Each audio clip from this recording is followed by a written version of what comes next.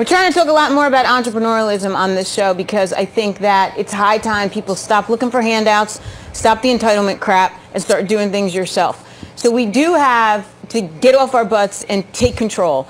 And the entrepreneurial world is changing, and as a result, the management of the entrepreneurial world is changing as well. And we need to talk about how you're going to manage this workplace going forward. Especially, you got telecommuting, you got the web, you got all these different forces going at you. So, J.A. Rodriguez is here with us now. He is a corporate ethics consultant, and he's got this fancy book here, Not Intuitively Obvious. Do you see that? Transition to the professional work environment. Why isn't it intuitively obvious? It's not intuitively obvious because it takes quite a few years to actually learn the ropes and actually learn how to maneuver throughout the business and what it takes to be successful. So that part of it is not obvious. As an entrepreneur or in this ever-changing world? Actually, all over the place. Mm-hmm. It's just not obvious. You know, as an entrepreneur, what are the strategies that entrepreneurs have to have? And that is, you know, frankly, opportunists, right? You have to find a gap, and then you've got to fill that gap, and you have to fill that gap quickly.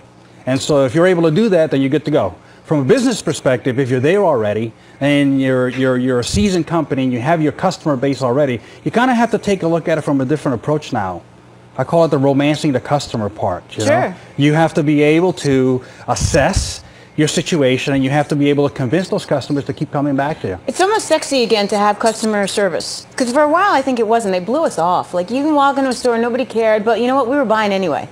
And now we're not, and now I need a reason to buy. You got that right, and it's only a reason to buy personally from a consumer perspective, but customers have tight funding as well, and so they are looking for not the person that's going to do the job well, they're looking for the person that's going to do the job great.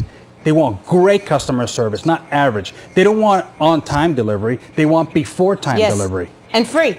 I tell you, I've noticed it, and you're going to laugh, but I noticed it in particular in Bed Bath & Beyond.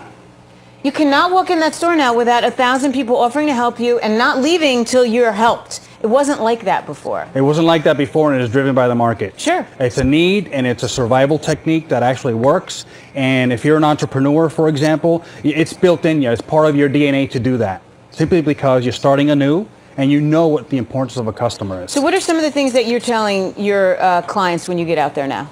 Well, what I tell them is this, you know, it's you have to have a base, first of all. Never forget your base. You have to have ethics, you have to have integrity, you have to have a value system base that you have.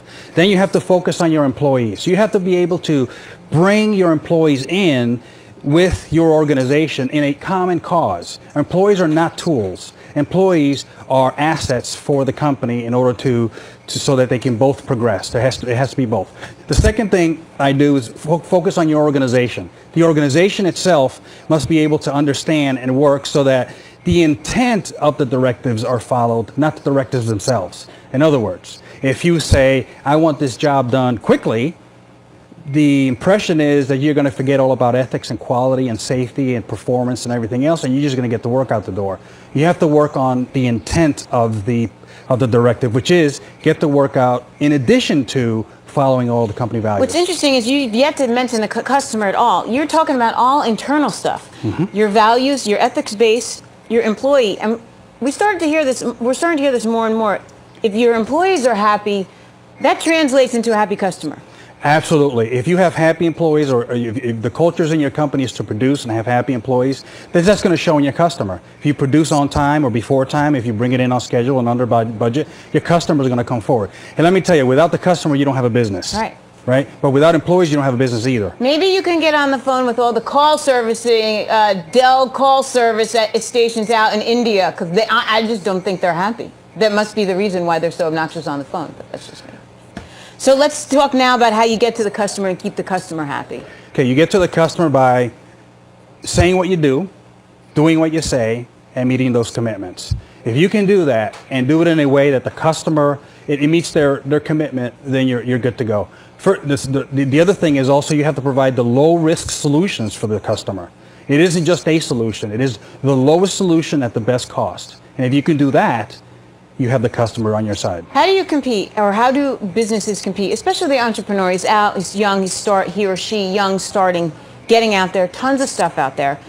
Web is killing you. It's all over the place. How do you stay ahead? You stay ahead by, and then my other part of the model is trends. You have to take a look at trends.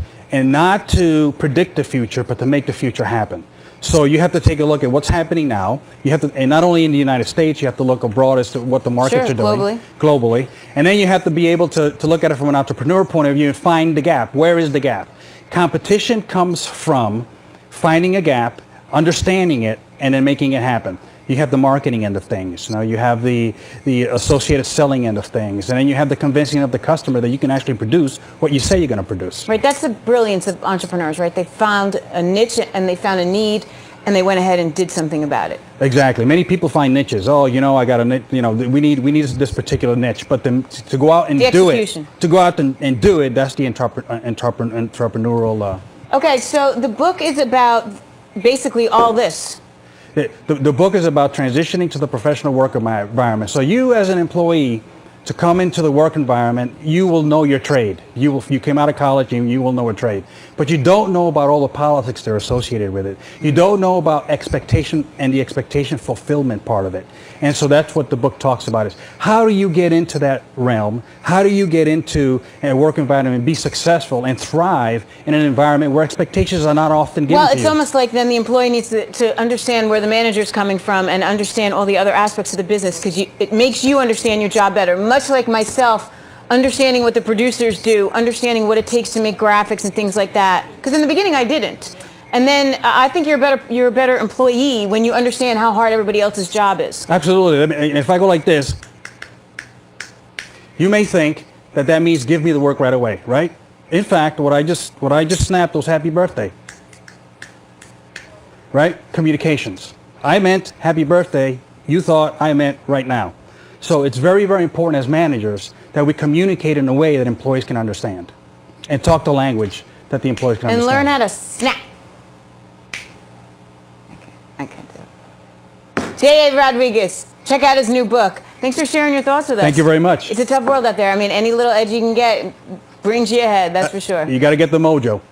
There you go. We got to get the mojo. We're going to go get more mojo. We're going to take a break. We'll be back.